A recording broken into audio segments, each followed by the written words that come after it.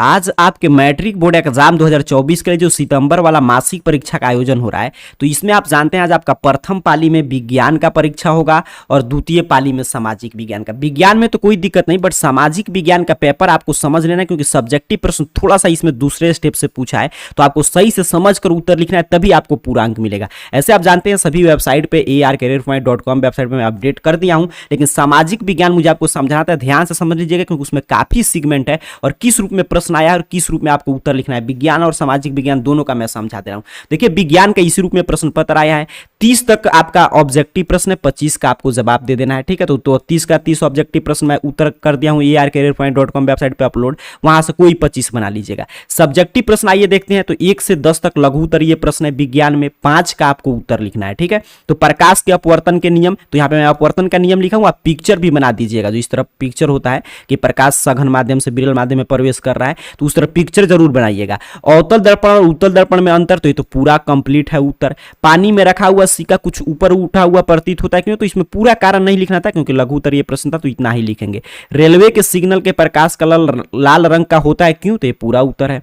पर पोषण से आप क्या समझते हैं? तो इस तरह हमारा 5 जो है लघु उत्तरीय प्रश्न का उत्तर कंप्लीट हो गया। अब दीर्घ उत्तरीय प्रश्न है साइंस में 11 से 15 तक, 3 का उत्तर देना है। पहला प्रश्न था दूरदृष्टि दोष से आपका क्या अभिप्राय है, इस दोष के निवारण किस प्रकार किया जाता है, तो इस तरह उत्तर लिख देंगे। आप चाहे तो दूरदृष्टि दोष वाला पिक्चर भी बना सकते हैं। ठीक है, दूसरा था कि विस्थापन और उभय विस्थापन, अर्थात कि डिस्प्लेसमेंट रिएक्शन जो होता है आपका डबल डिस्प्लेसमेंट और डिस्प्लेसमेंट, तो वहीं उसमें अंतर बना देना, तो इस तरह अंतर लिख देंगे।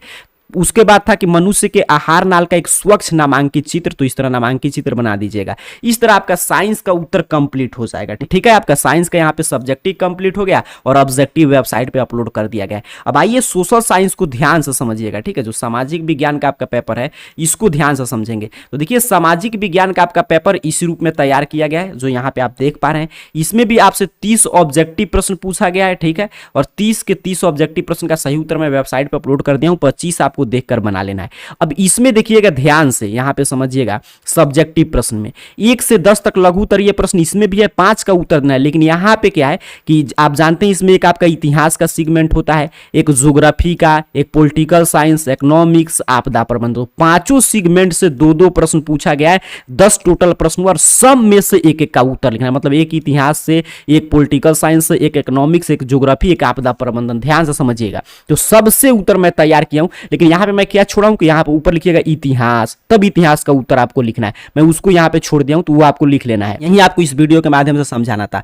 जर्मनी के एकीकरण की बाधाएं क्या थी, और पीडीएफ में जो भी प्रश्न उत्तर इसको याद जरूर कर लीजिएगा, क्योंकि फाइनल बोर्ड एग्जाम में प्रश्न आएंगे, वहीं उसी का मैं उत्तर तैयार किया हूं। तो जर्मनी के एकीकरण की बाधाएं यहां पे देखिए सही और सटीक उत्तर है।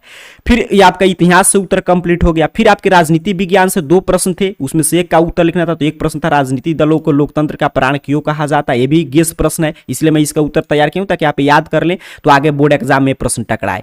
फिर अगला प्रश्न आपका था इकोनॉमिक्स से, 2 में से 1 का उत्तर लिखना है। तो यहां पे लिख दीजिएगा एग्जाम में अर्थशास्त्र, फिर उत्तर लिखिएगा मिश्रित अर्थव्यवस्था की विशेषता। तो यहां पे देखिए मिश्रित अर्थव्यवस्था की विशेषता मैं आपके लिए लिख दिया हूं।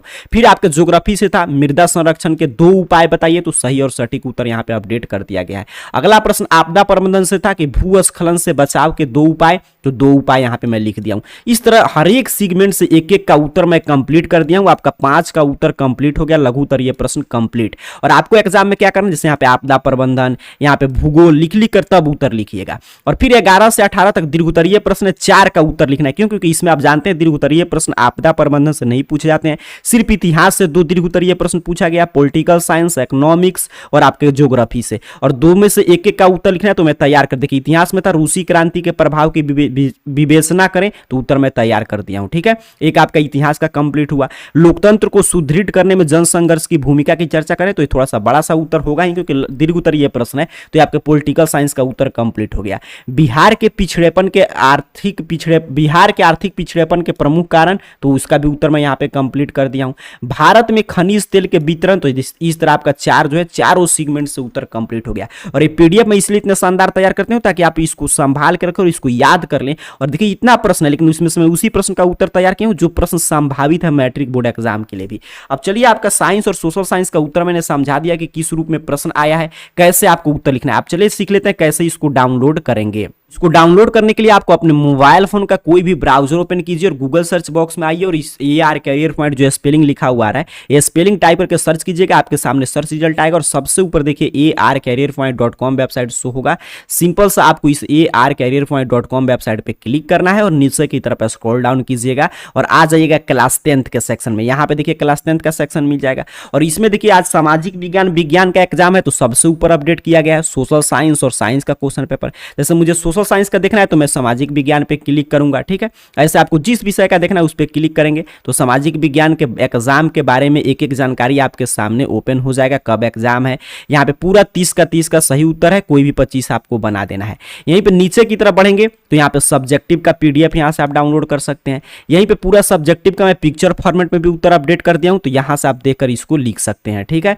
और इसी तरह मान लीजिए आपको हम लोग सामाजिक विज्ञान का सीखे, विज्ञान का चाहिए तो यहाँ पे देखिए ऊपर ही है 10th half yearly exam 2023 science question paper. Simple सा आपको इस पोस्ट पे क्लिक करना है। आपके सामने विज्ञान विषय के परीक्षा के बारे में एक एक जानकारी ओपन हो जाएगा, किस डेट को एग्जाम है, कब से कब तक आपको एग्जाम देना है। पूरा 30 में 30 का सही उत्तर है, ठीक है, कोई 25 आपको बना देना है। और यहाँ पे आएंगे तो सब्जेक्टिव क्वेश्चन का आंसर PDF, यहाँ से सीधे डाउनलोड बटन पे क्लिक करके PDF डाउनलोड कर सकते हैं। मैं क्लिक करके दिखा भी दे रहा हूँ। देखिए जैसे मैंने क्लिक किया तो यहाँ पे देखिए PDF आपके सामने इस तरह ओपन हो जाएगा। यहाँ से डाउनलोड बटन में क्लिक करके आप डाउनलोड कर सकते हैं, या नहीं डाउनलोड करना है यहीं से देख देख कर लिखना है तो यहाँ पे है पूरा प्रश्न उत्तर जो मैं दिखा रहा था, यहाँ से देख देख कर लिख लीजिएगा।